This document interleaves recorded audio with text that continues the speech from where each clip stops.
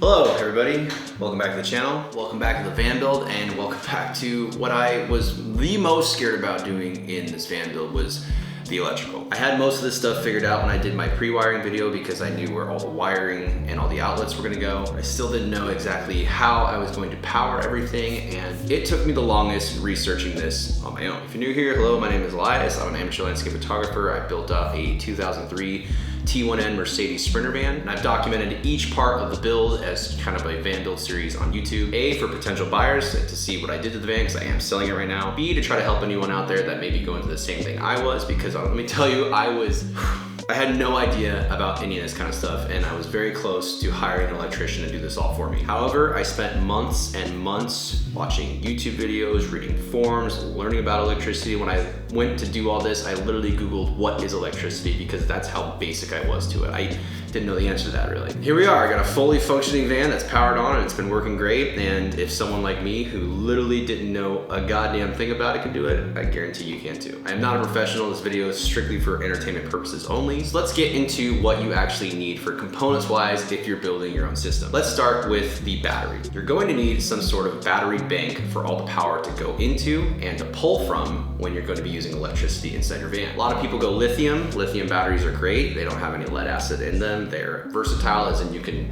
move them around each way. I hear they do a lot better in the cold. I don't have $800 to spend on a battery though, so I went with a lead acid battery, specifically the Renogy Deep Cycle AGM battery. It's a 12-volt battery. It has 200 amp hours. Do I wish I had more amp hours? Yes. Can I get by with 200 amp hours? I totally can. I make it work all the time. The beauty of this system is I can add another battery if I really wanted to. It doesn't matter, but I started off with this Renogy 200 amp hour, 12 volt lead acid battery. So that is the center of your whole power system, your battery, your power bank. So how do you charge the battery? Well, traditionally you have 3 different ways, and I will explain why I did some of the components later because I wanted all 3 of those ways in the charging section. First option would be solar, the most used option everyone goes with. It generates photovoltaic going into some sort of power source, and you're able to convert that PV to 12 volt into your system. Second option for charging is going to be a shore power plug-in. What this is an external plug-in on the outside of your van. When you pull up to a campsite with utilities, if you're parked outside of a house, you have some way to supplement electricity via an extension cord into your van, and it will actually charge your whole system. Third, and I think what is honestly the most important way to charge, is what's called a DC to DC charging system. Basically, you're using the battery in your van to charge your power bank while your van is on and you're driving. You can see why this is extremely important, because if you have no sun and you have no way to plug in shore power, all you gotta do is drive. And if you're like me and you're driving place to place to place, you just keep that thing on all the time and it's literally charging your system as you drive. Those are the 3 ways to charge your power bank. And in this system so far, we have our power bank battery, we have our solar coming in, we have our shore power option, and we have our DC to DC charger from the van engine. The part I struggled with the absolute most was figuring out how to make all of that work together. I haven't seen anyone in a video come out and say this, and I dare I say I'm the first one, but basically you need a brain in your system, something to tell all the power to go where and when to go there. Whether if that's the power coming in and charging your battery, or taking power from your battery to charge your accessories that you have plugged in your outlets, whatever it is. This component is what's called a charge controller. The charge controller is responsible for telling what power to go where when it needs it. It is the brain of the whole operation. It is essential to your grid, to your power bank, everything you need. You need a charge controller, and for this build, I went with the Renogy 50 amp 12 volt charge controller, the DC to DC charger. I chose to go this route because this charge controller acts as 2 things. 1, the charge controller itself, it is the brain of the system, and 2, it is also the DC to DC charger that we need to pull power from the van into the system. It's kind of a 2-in-1 thing. For price wise, I really liked it, and it works quite well, and it does everything it needs to do, so that is why I went with this charge controller. Everything I used in this system is Renogy except for the bus bar, which we'll get to. Victron makes a lot of components and this kind of stuff. You can do whatever brand you want. I just found for price wise, the Renogy system worked for me, and it works great. Now, like I mentioned, your system is going to be a 12 volt system. 12 volt is low voltage. It's great for saving power. Things like USB plugins and cigarette lighters and stuff like that. I knew that I was going to want 120 volt, which is like a wall outlet, inside the van. For that reason, I got the AC inverter that I mentioned earlier. When I'm out in the van, I love to play on my laptop. I play video games on it, I edit videos on it and photos, and I charge my drone. All things that require a lot of power. I need the 120. That is why I put the AC outlets in there. They're great, I love them. I use them all the time. It does pull a lot of power, it does pull a tremendous amount of power, but if I plan my days right, I have no problem saving power with a 200 amp hour battery. I went with this specific inverter because it also acts as a kind of 2-in-1 deal. It is an AC inverter, and it also gives you the option for your shore power plug-in. This is kind of why I built the system the way I did, because the charge controller has the DC to DC charging option I needed, and the AC inverter had the shore power plug-in option I needed. And the solar speaks for itself. It just comes down all the way into the charge controller. Actually, the charge controller is actually 3 things. It is a charge controller, the DC to DC option, and it's also what takes the solar, the PV, into it and then converts that into 12 volts. So yeah, everything I needed are those 2 main components for power coming in. A lot of research went into how I built it the way I built it, and I'm not gonna really go into the specifics of it. You can kind of watch what I do, but I highly recommend you doing your own research and seeing what kind of system you need, and I guarantee you're gonna be able to figure it out, because I did. Guy who knew nothing, I literally did. A couple things I want to incorporate into this video that it's hard to get all in one video. Again, I'm just trying to touch on things that you should know through the system. This is not a full guide to doing it, I'm just trying to help out. A general rule of thumb is anything that is supplying power to something, you want to have 2 things. You want to have a fuse, and you want to have a shutoff switch, generally connected to the power line. 12 volt is a positive line and a negative line. Anytime you have a positive line that is pulling power from, you want to put a switch in there to be able to shut it off when needed, and you want to have a fuse in there just in case something happens and that fuse can blow and shut off the whole system. That's kind of a must in every single power in area. Since we're talking about fuses, let's talk about how big of fuses you need in your system. This kind of speculates a lot between different things I found, but basic rule of thumb I found was you want to take your total amps that you're going to be pulling in one circuit. Say I have lights in one circuit, my LED lights, and say they pull 2 amps max. Generally you want to type in the max amperage 2 by 1.25. So rounding up, we go to about a 3 amp fuse. If you have something that's pulling 50 amps, times that by 1.25, then round up to the nearest amp size fuse you can get. It should be a golden rule that every circuit you have has a fuse. I also want to touch on wires and thicknesses of wires and what thicknesses you should use. I went super overkill with my pre-wiring and used a 12 gauge wire. I say overkill because everything I'm using doesn't even come close to the amount of power that those 12 gauge cables can use. But in the same aspect, if you are unsure of how big you need to go, always go bigger, because you can't go wrong with bigger. I'll link a chart down below that kind of guides you into what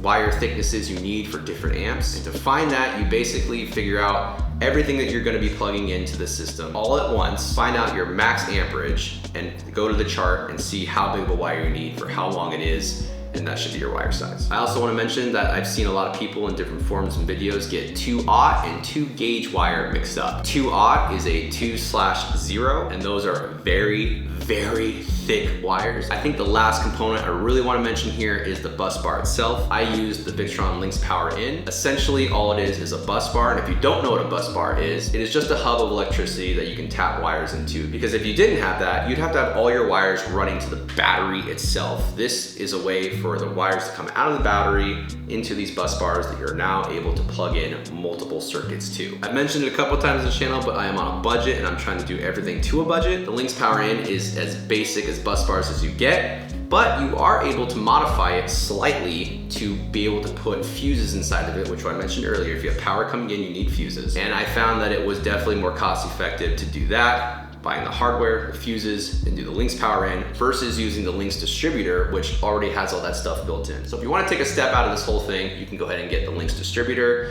Or if you want to save some money, get the Lynx Power In along with all the accessories, and I go in detail about how I modify that in this video. I apologize because this is a long one, so if you're ready for it, let's get into it. And yeah, I'm excited. I was very nervous when I did all this. I'm glad it's over. So I went ahead and built this little box as a little step up for everything to go on. At first I was just gonna screw it down to the floor, but then I thought if some catastrophe, I don't know why, because I have no running water in here in this fan build, but if by some chance water somehow gets introduced to the system, I want it to be above water level. So I went ahead and built a box. So right now I'm just going to be putting all the pieces up there, kind of loose fitting it, seeing where they're going to sit, and then I'll go to actually start connecting things together. So let's go ahead and dry fit everything.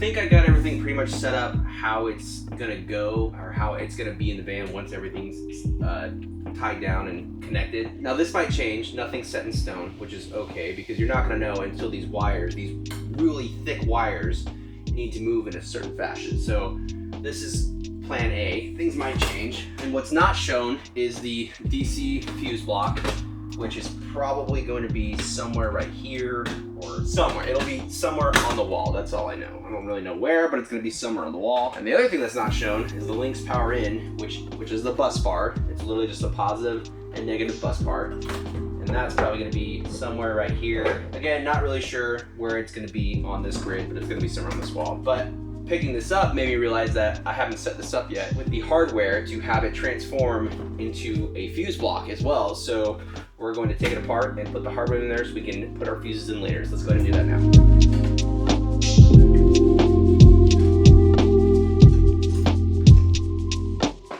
All right, so here's the Lynx power in. I went ahead and took the cover off.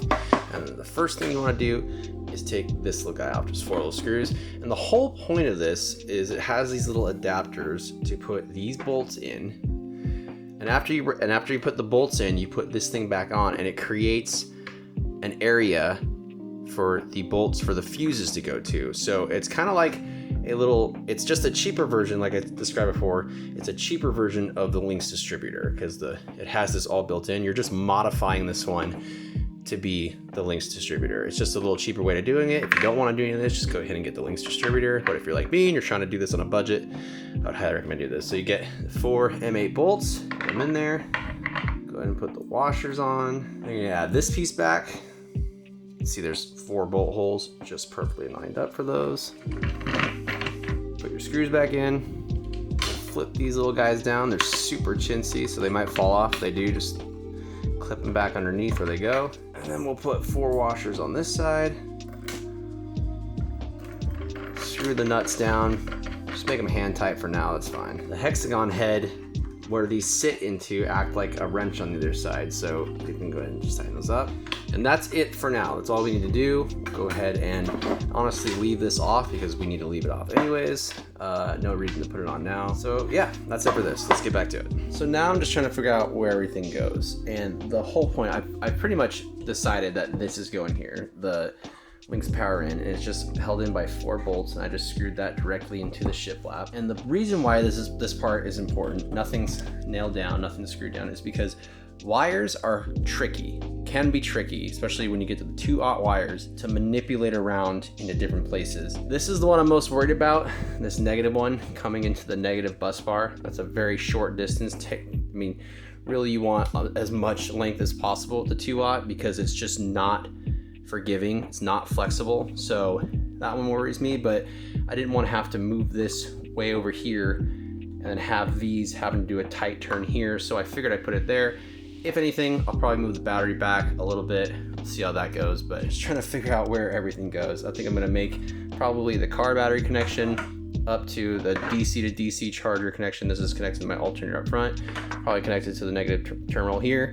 And I'll probably do the positive down here to the 80 amp breaker to the charge controller. All right, so right now I just did the negative onto the negative bus bar. Now again, the bus bars are going to be powered by the battery, and they're gonna have 2 2-aught cables coming from here to here. We'll have to go through other stuff before they get there, but right now, just order of operations, not really sure where to start. I think I'm just gonna start where I got these guys. So I put a lug on, which I'll show you how I did it with this thing. I see everybody using this thing. This thing sucks a lot, but it's a money saver. But I do recommend that if you're trying to save money. And it's also, I don't know what else you would use to get these huge lugs on. So got the positive cable here. It's gonna go into the 80 amp breaker, and that will go into this right here. It says alternator positives. The alternator charging is these 2 lines coming straight off the alternator and the battery all the way up there. So we have a negative run and then the positive run. So I'll go ahead and install that real quick into this breaker and then into the positive. I think I want this thing here. I don't know if it needs to sway this way or back and forth, but I need to screw this down and then figure out the length of here. So I think I'm just gonna leave this loose until the end. That loose and not screwed down. Put it wherever it goes and just go ahead and make these connections. now it's time to find the lug for the new wire. Get my 2 10-foot rolls of 6-gauge wire. Got this sweet little lug kit, and I know it's a 6-gauge, so I'll open it up. I'll go to the 6-gauge one, but it's rather small of a connection, so yeah, that one will work. I'll probably show a couple examples of this, but pretty much the lug on, and that entails cutting the rubber back. So I just got a little box cutter, put this up to it, just get it flush with that guy. You don't want it all the way up to here, you want it just flush where it's gonna be sitting. Make a little mark. I know that's my cutting point. And I kind of just go around the whole thing and scar it. As it's scarred, I'll just kind of go a little bit deeper. Careful not to cut the strands. It's not like a game over if you cut a couple, but you want the strands there, as many as possible. Twist. Sweet. All right, so I don't know how long I need it because I'm just making the first end. So the first end orientation doesn't matter. Go ahead and wind that up. You don't want any strands coming out of there. You want them all inside. Got this little lever action, super chintzy and cheap. Set her in there. All right, let me first say, I hold the wire with one hand and kind of just shove my finger in there. Shove my finger on the other side to sandwich it together. Give it a couple taps. Make sure it's, just to hold it in place. Make sure it's good to go. Okay. You don't have to do that, but I just like checking it. As you can see, this thing likes to fall out like crazy. I don't know even know the point of it. I might just tear it out. I don't know. Give it a good pull. That's pretty good. Now I'll get the other end of this. All right, so this will go on here like so, and then it's gonna come over here and go to this guy. Now the covers for this have little slots that will come out the end, so through this little groove right here. So that's how we need this to go, just to come out through here and have enough to go onto there. Pretty much something like that. Kind of on the floor like that. Yeah, that'll work. So I take that, I'm gonna mark that with a Sharpie, and then we'll cut it and figure out the orientation of the lug. All right, so we got it cut, peeled it back. Now remember, these, you have to always look at the nuts that these lugs are going onto. This one is bigger than that one. I'm running out of the ones that this one actually needs a true fit, but this slightly bigger one than this one will work. So now it's time for the orientation lug. So if you just put this lug on there, however it is, like if I put it like that, I have to bend the wire like that, and it's gonna give it a weird orientation with the wire. This isn't like, this is a big deal with wires, but once you get to the thick wires, it's gonna be impossible. So you wanna get in the habit of putting these in the orientation you want them. So I want it like this. Now when I put the camera down, I'm going to take a Sharpie and put a line going from the lug onto the wire so I know the orientation. So I don't have to hold it, go over there, do whatever. That's how I'm going to know how it needs to be in, because that's just a nice, smooth orientation. So I'll go ahead and do that. We'll crimp it down, we'll put it in. All right, as you can see, you can even kind of see where the line was. I did it perfectly. So it's going to be matching up real nice when I set it in. But this is not the final step. The final step is to cover this in heat shrink. Now luckily these are big enough where I can slide it on. I would recommend putting the heat shrink onto your wire first, putting the lug on, and then sliding it over, because depending on the size you have, it might not fit over the lug. Simply take a wire, shrink it down. Pretty much you want it at the end of the lug and on the wire itself. And it's just a nice, tight, airtight seal. The other side will connect it. And just like that, we made our first full connection. We have the negative going to the negative bus bar that will be connected to the battery, negative side of the battery. We have the positive coming in through our 80 amp breaker, running through into the alternator positive terminal on the charge controller. So first connection is made. I left this loose. It's just hand tight, so if this needs to move around, that's totally fine. Same with this. Yeah, big thing with doing this kind of stuff though is if you're gonna leave stuff hand tight, you need to go through and double check everything. So I wouldn't recommend getting too far with everything just being hand tight, because then you don't even remember what's done. But I would say after you complete a system, go ahead and tighten it down. I'm gonna wait until I get one more wire connected just so I know 100% where this is gonna be, and then I'm gonna tighten these down. So now I think I'm gonna do all my connections to this guy. This is the shore power from the outside for when I pull up and plug in, hoping this would be long enough to go into the shore power plug, but it's not. So I'm going to have to make a pigtail that comes from this and the male end of the extension cord, if you will, that plugs into this to make that connection. So I don't have one of these. I'll have to go get one, but so we'll leave that alone for now, but we'll do everything else on the inverter right now. We'll start with that. So we're gonna be going over these steps to installing the inverter, everything you need for the inverter. The first thing is taking this faceplate off along with removing the face of the inverter. First thing I did was connect the AC switch. This is going to be the switch that I mounted up by the bed, so I could just press this button to turn the inverter on. Next thing we're dealing with is hooking up the power into the Lynx power in, that is the bus bar, and these are 2-aught wires, very, very thick wires. I highly recommend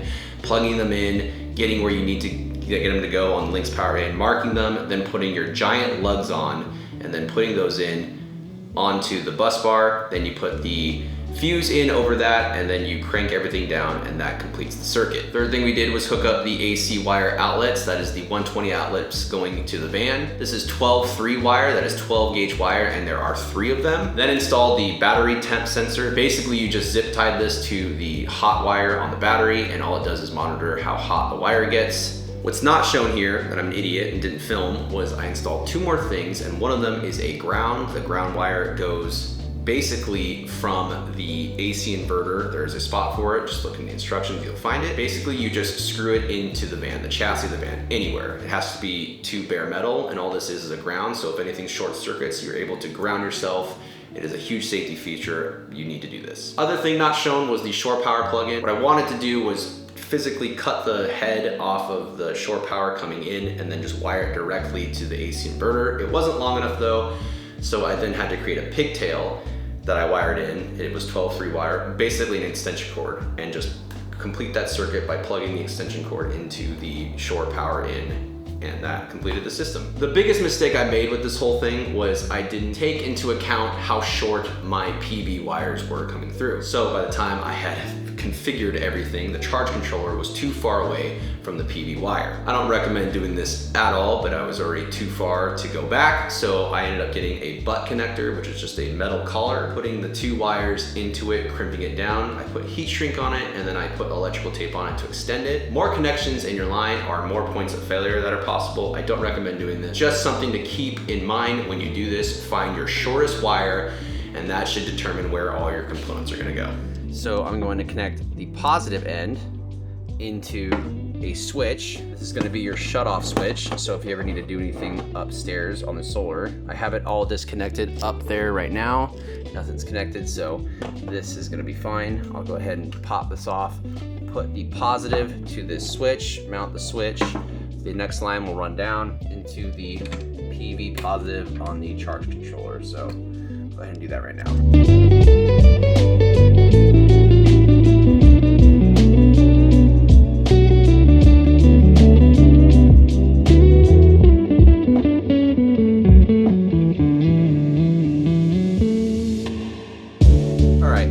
So butt connectors came in. I went ahead and crimped it. They are uninsulated, so I put some heat shrink around it and then did a double layer of electrical tape around that.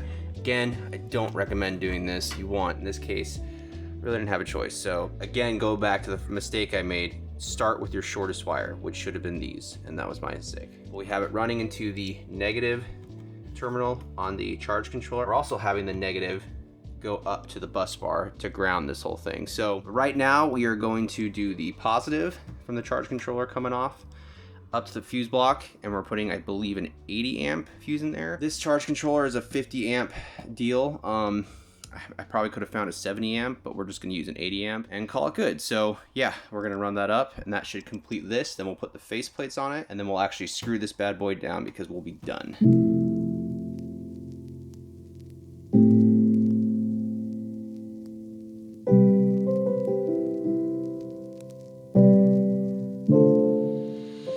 Connected the BTS, the battery temperature sensor, as well to the charge controller, and I'm just going to run it out the positive just like that. put the cover plate on. Okay, we have arrived at the most tedious part, which is going to be the whole DC system, really. And this is the fuse hub that everything's going to be, all of those wires will be connected to. But first, we're going to do the two hardest wires, which is the positive and negative going to the bus bar. It does not help that the negative is on top and the positive is on bottom, because the negative's got to wrap around and under to the negative terminal. The positive has got to wrap up and then strike through here. So with that, I'm going to go ahead and do the negative one first, because the negative one's got to go in first, but I'll flip this down to the positive. So we'll go ahead and run that one all the way up. I'm using 6-gauge wire for this. The 6-gauge wire is rated for 115 amps. I'm not going to be using nearly that much, but since it's 115 amps, we're going to be running through a 125 amp fuse, a little bit above the maximum amperage for that wire. So we'll go ahead and do the negative right now, and then we'll do the positive, and then we'll start connecting all the DC wires.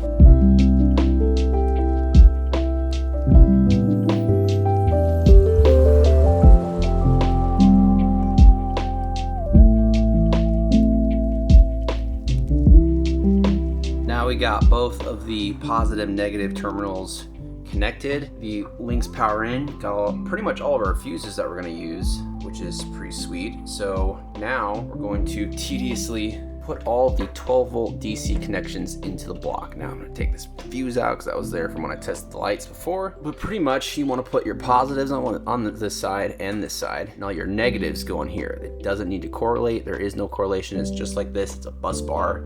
It just holds it. The only ones that matter are the positive and where you put the fuse on which positive connection there is.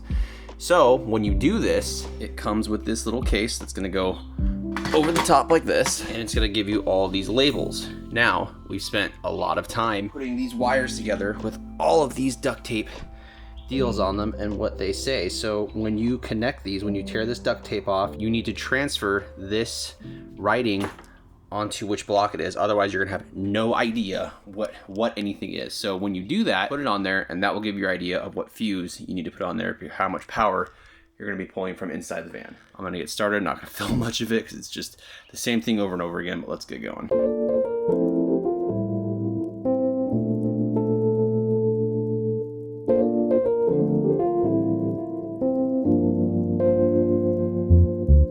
That took forever.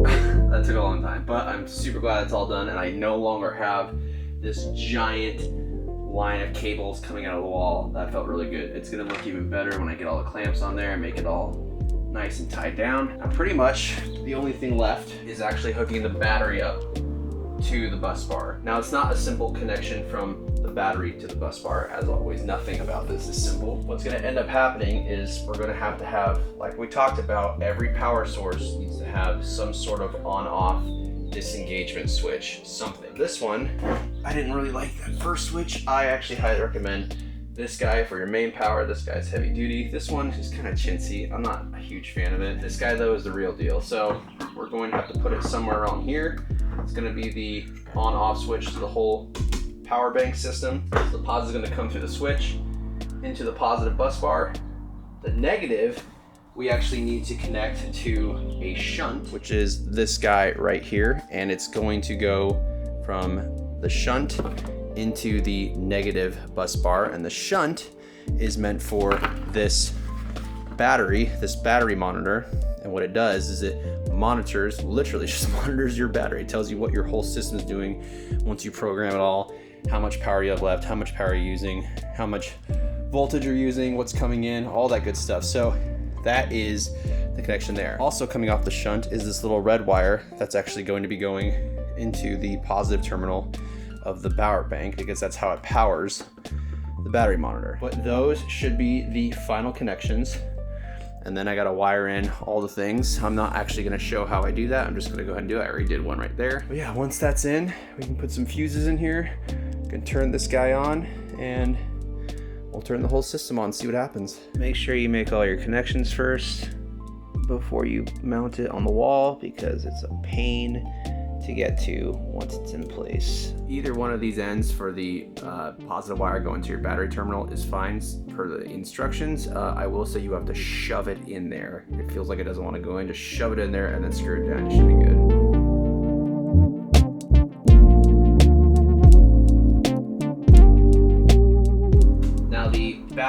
negative goes to B negative on the shunt. So I'm gonna wrap around here, make that connection, and I'll make this short connection into the negative terminal on the bus bar.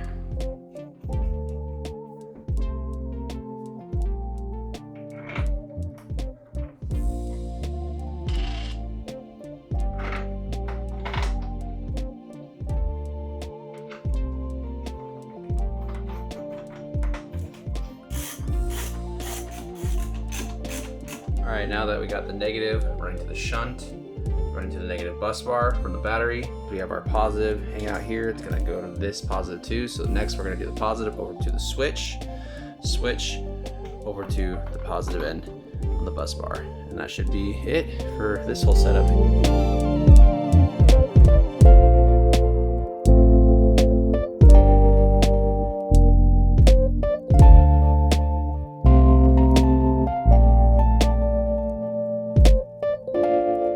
So I finally got all, God, it's been a few days, but I finally got all the connections made. I got the positive going from the block terminal, the fuse block terminal, all the way to the on-off switch to the positive bus bar. Now everything is completely hooked up. So I'm going to flip the switch.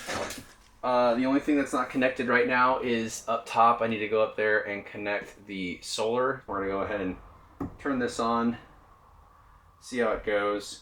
Probably test the DC system. Yeah, we'll just go from there. Sorry, I'm all over the place right now. I'm super nervous. Let's go ahead and turn this on. All right, so nothing's there.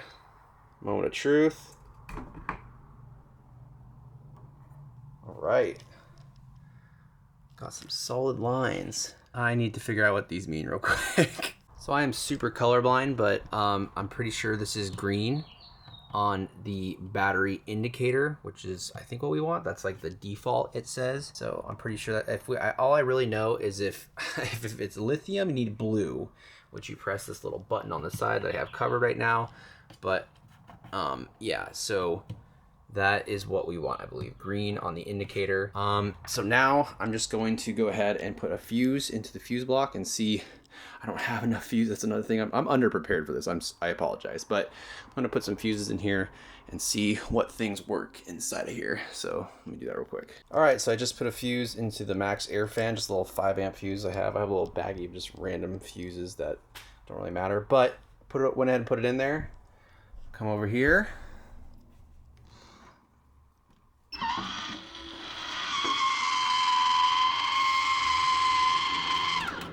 Wow. That is the first time I have ever turned that on. That's awesome. I know that's stupid and doesn't seem like much, but to me, that means a lot. That's literally the first thing I've ever really turned on in Spam besides those bed lights. Oh, I'm so excited. In, out. Oh, and that's coming in. Okay. Okay. Yeah, nice. So we got 12 volt working. I'm gonna go ahead and test random things, make sure everything's working. This is not wired right. I can tell you that right now, the dimmer switch. This is something I've been trying to figure out for a very long time, but I'll keep testing a couple things and I think I'm ready to start putting up the solar. So I turned the solar on, everything was good there. It started showing up on here, hella, that it was charging like crazy. I went ahead and turned the van on and it took a minute, but now we got the, wow, looks like they're flashing on camera, but they're not, I promise. That's really weird.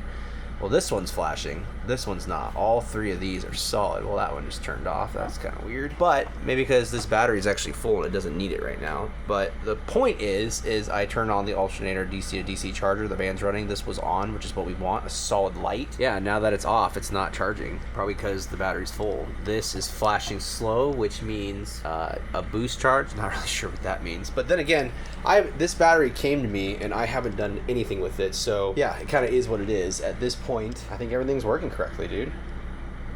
I mean, I think that's it. So what I'm gonna do is I'm gonna wait a couple days and I'm gonna actually program this right, because it shows the battery's nothing just because I haven't programmed it to say anything. Because if the battery's full right now, I need to reset it as in battery's full, so it knows that's where we start. And I need to put in all the settings as far as what battery type it is, all that stuff. So I'm gonna go ahead and do that and I'll get back to you when I figure it out. All right, guys, electrical is done. We're done. Well, mostly. It's been a couple days, and I've gone ahead and turned on the switch, tested everything, turned the solar on, turned this guy on, plugged stuff in, ran it. It was awesome. Everything worked. Turned the van on, did the DC to DC charger. Everything seems to be working though. I went ahead and programmed this to a lead acid battery because that is what this is. The screen on this is not very user friendly. It sucks because I have to have it backwards, so it's really awkward to read, but it's all good. Went ahead and programmed the whole battery monitor. Everything's fully running. Tested the shore power, plugged into this. I don't know if it's because this thing was almost charged when I did it. I just wanted to plug it in and see what it works and see what the numbers are reading, but it seems like it charges it pretty fast. I don't know if that's normal or not, but it was, I don't know. It charged it pretty fast. But yeah, dude, I'll kind of walk you through it and just kind of show everything as it is in its glory. Just a little overview of what we did. So just to recap. So starting with our charging sources, we have our solar coming in here. We have the positive going through the switch to do it on-off switch. Right now it is off. Once it runs through there, it goes into the charge controller port. The negative goes into the other side of the charge controller port. Our shore power is coming in into the AC inverter, another way to charge it. Our DC to DC charger coming from the van battery all the way up front is coming through the wall, down the positive into this breaker, the positive going into the charge controller. The negative is actually running up into the negative bus bar. And third, we have our storage battery, our service battery, and that's positive is going into this on off switch, positive through there into the bus bar, negative going through the shunt into the negative bus bar of the Lynx power in. The shunt goes to the wall and all the way up to our battery monitor. Also coming up the shunt is the positive lead line coming to the positive block on the terminal. Oh, by the way, I have a fuse block right here. You need some kind of fuse in this line if you're not going to use this item. That is it for power in sources. So now we have the AC inverter. We have our AC line coming into those two sockets right there, into the output on the AC inverter. This again is the shore power. We have one line going to the battery temperature sensor, so it's just kind of measuring the temperature of the battery so it knows if it needs to do something. The other one is going through up the wall into the on-off switch that's up there. Just a side note, you can keep this guy off and then turn it on and on from that switch. It's cool. I thought this thing had to be on all the time. It doesn't. Going to the Lynx power in, we have again the positive from the battery and the negative from the battery coming in. Again, we modified this. We can have the fuses in line inside of this. The cover plate's off right now. This all is hidden, but we have the positive line going down into the DC fuse block. The negative line is going directly under that into the negative bus bar. From the fuse block, we have all of our 12 volt accessories plugged into here. I don't have any fuses in here right now again, just because I still need to get the right ones, and I've tested all of them. Everything works, and I need to still figure out my 12 volt light dimmer switch. It's been a hassle, but we're gonna figure it out. That's pretty much it for all our DC stuff. And then for main power for the AC inverter, we have the negative line, big old line going to the negative bus bar, and a positive line going to the positive bus bar with a 200 amp fuse. And then for charge controller power, we just have this guy. Oh God, I forgot to screw one down, but we have, I'll get that in a minute. We got this guy coming in to the Lynx power in, giving it power, and also the negative line going to the negative of the Lynx power in. So lastly, we have this ground coming out, and it's actually combined with the ground from the battery to have, and a lot of people, I've seen a lot of people do this, and they only rely on the ground that's on the van chassis, like the van battery to the chassis. That's their only ground. Word of advice, you can never have too many grounds. They're just a big safety feature. So we're gonna have one coming off the main terminal, one off of the AC inverter going into the van itself. I still need to paint that so it doesn't rust. That's pretty much it, guys. This is pretty much the whole system. This was my biggest fear, and we overcame it. That is it. The electrical is done, and I'm just so glad this is over. So I'm going to now, tomorrow I'm gonna be putting the bed in, so this is all gonna be covered up. This video is meant just to help you figure out your own van. I hope I supplied enough information in the beginning to figure out what you need to do. That is everything that I have learned about it. Again, I'm not a professional. This video is strictly for entertainment purposes only. So if you want to see the rest of the van build, make sure you hit the subscribe button. I do put a video out every single week. Hit me up on Instagram if you have any questions, or leave them down in the comments. And yeah, I will see you guys next time. Bye.